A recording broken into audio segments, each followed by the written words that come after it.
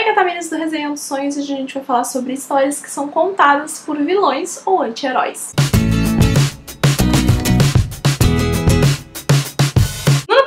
Quando eu terminei duas trilogias que têm protagonistas que são anti-heróis e tomados como vilões, de certa forma, também dentro da história, eu percebi que eu gosto muito desse estilo de narrativa e que são poucos os livros que apresentam isso, porque aparentemente a fórmula mais certa é a gente ter o herói contando a história e não o vilão, porque o vilão é a pessoa que a gente tem que não gostar e não a pessoa pela qual a gente tem que torcer. Só que é muito legal, às vezes, você torcer pelo vilão. Quero ver aí quem é fã de Dexter e que, por acaso, torceu pra que o Dexter, que é um anti-herói, né? Porque, afinal de contas, ele mata pessoas. Ele é um serial killer, mas porque ele só mata pessoas que já cometeram crimes, a gente perdoa ele e torce pra que ele consiga fazer o seu bom e velho trabalho aí. Então hoje eu vim conversar com vocês pra ver se vocês também me dão dicas aí de histórias que são contadas por esse ponto de vista e falar também sobre os livros que eu li que tem esses personagens. O primeiro deles é a trilogia dos espinhos, então, que também é uma dark fantasy, porque tem uma pegada mais sombria. E aqui a gente vai conhecer o Jorg. O Jorg é um garoto muito novo que começou a fazer maldades muito jovem, porque ele viu a mãe e o irmão sendo mortos e o pai não fez nada pra isso, então ele meio que saiu, se juntou a um grupo de bandidos e começou a aprontar. E depois de um tempo ele volta pra querer tomar o lugar que é dele, assumir o poder, enfim, e pra isso ele está disposto a fazer o que for necessário, inclusive sacrificar as pessoas da família dele que ele precisar pra isso. E aí ele também tem um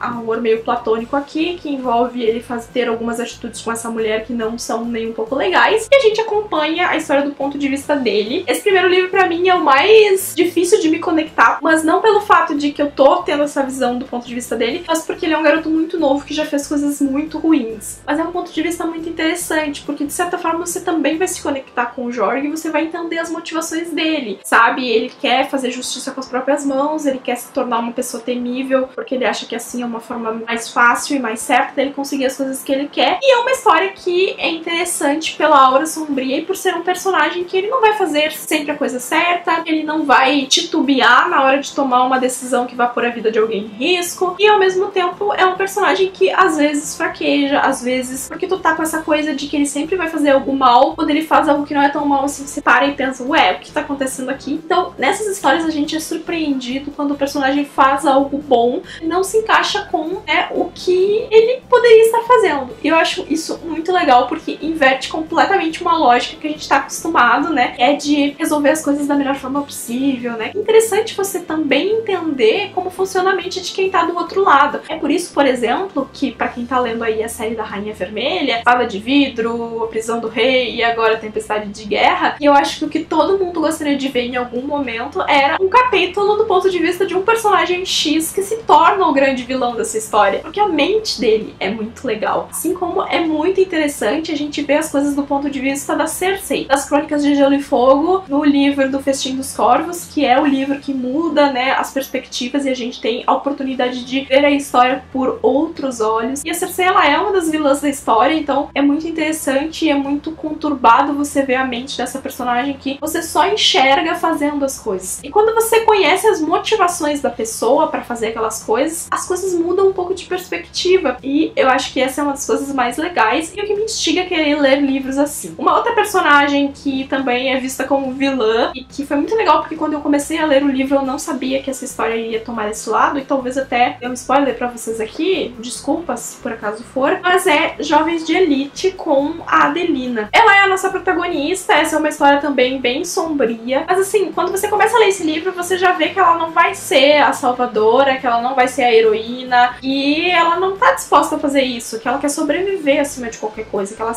quer ser alguém. E aí a história vai girar ali as suas engrenagens e ela vai se ver numa posição onde ela não vai se alinhar tanto com as pessoas que querem salvar o mundo. E isso automaticamente coloca ela como uma personagem que vai ser a anti-herói, vai ser a vilã de certa forma, porque ela não tá do lado dos heróis da história o tempo inteiro. E ela é uma personagem que eu acho engraçado, porque a gente tem o ponto de vista dela e tem o ponto de vista de outros personagens. personagens. Só que eu não consegui ver ela como uma vilã durante essa história, porque o que se passa na cabeça dela é uma consequência da forma como ela foi tratada a vida inteira. Então, ela não entende que existem outras formas dela fazer as coisas. Esses personagens, eles acabam achando que porque eles foram criados no medo, eles só vão conseguir as coisas no medo. E você estando na cabeça de um personagem assim, isso soa pra você como um eco, e não necessariamente que o personagem seja ruim. Ele só acha que essa é a forma certa de fazer aquilo acontecer. E aí, assim, tem uma outra série, eu passei a história inteira enxergando vários personagens de forma errada. E era exatamente a ideia do autor fazer com que a gente enxergasse esses personagens de forma errada. Quando eu chego no final do livro, eu descubro que certos personagens não são quem pareciam ser. E aí a gente toma aquele tapa lindo na cara de ter enxergado a história muito diferente, de ter apostado e torcido por pessoas que estavam maquinando coisas ruins e sendo vilõezinhos na nossa cara e a gente não estava vendo. E aí eu vou só levantar aqui um livro que é o primeiro de uma trilogia que faz isso, e não vou dizer mais nada pra vocês lerem. E depois que vocês lerem os 3 livros, vocês venham me contar o que vocês acharam de ler a trilogia do Mar Despedaçado e descobrir que nem todo mundo aqui é o que parece. E aí, de certa forma, esse livro, que não parece nem um pouco com essas duas propostas, apresenta uma proposta muito semelhante. Eu trouxe esses 3 livros aqui, primeiro porque eles são referências de coisas que eu li que apresentam esse tipo de personagem que eu quero muito encontrar em outros livros, mas assim, a gente tem um personagem descarado, que vai ser assim, a gente tem uma personagem que vai aos poucos se moldando pra ser assim, e a gente tem personagens disfarçados dentro da história que só vão se revelar no final. São 3 estilos diferentes de livro, 3 estilos diferentes de anti-heróis e vilões que nos contam a história de certa forma, mas eles estão aqui pra nos mostrar algo e pra nos dar a visão do outro lado, de que nem sempre o bem e o mal são branco e preto e que as coisas são mais cinzas ali no meio dessa história. Então, se você não leu nenhum desses livros, ou se você nunca leu nenhum livro que tem um vilão como narrador, ou que tem uma pessoa que não se encaixa nos padrões de bondade, né, que a gente tá acostumado a ver nos heróis, eu super recomendo que você pegue uma dessas histórias, ou pegue uma outra história aí, tenha esse perfil de narrador ou de protagonista, para que você tenha essa experiência e veja o quanto é legal você ver a história de outro ponto de vista. Também quero a ajuda de vocês para receber recomendações aqui embaixo de livros que tenham essa pegada, que sejam de literatura fantástica ou de outro gênero que vocês acham que funcionam pra mim. E que vocês me contem aqui também se vocês já tiveram essa experiência, como vocês se sentiram, se vocês gostaram de ter essa mudança de ponto de vista. Eu acho que é muito interessante e eu acho que a gente aprende muitas coisas também. Porque é muito fácil você estar do lado bonzinho e questionar o herói quando ele faz alguma coisa errada, quando ele toma uma atitude que vai gerar uma consequência errônea. E quando você tá vendo a história pelo lado do vilão, você começa a entender o que ele tá fazendo, justificar algumas dessas ações, a pensar, tá, mas ele fez tudo isso, mas ele não é tão ruim assim. Onde isso coloca a gente enquanto leitor também, na hora de trazer isso pra nossa realidade, de pensar as coisas também. E eu acho que sai um pouco da zona de conforto de ver o herói, estar do lado do herói, torcer pelo lado do herói. É muito legal você ver pelo ponto de vista do vilão. Não necessariamente você precisa torcer pra ele, mas certamente isso te dá uma perspectiva muito diferente dentro das histórias. Faz com que a gente abra um pouco a nossa mente pra questionar ainda mais as coisas que acontecem e o peso real, né, do que é certo e do que é errado. Então é isso, espero que vocês tenham gostado do vídeo. Não esquece de deixar o seu joinha aqui embaixo pra me ajudar na divulgação, de se inscrever aqui no canal caso você ainda não seja inscrito, e a gente se vê no próximo vídeo. Tchau, tchau!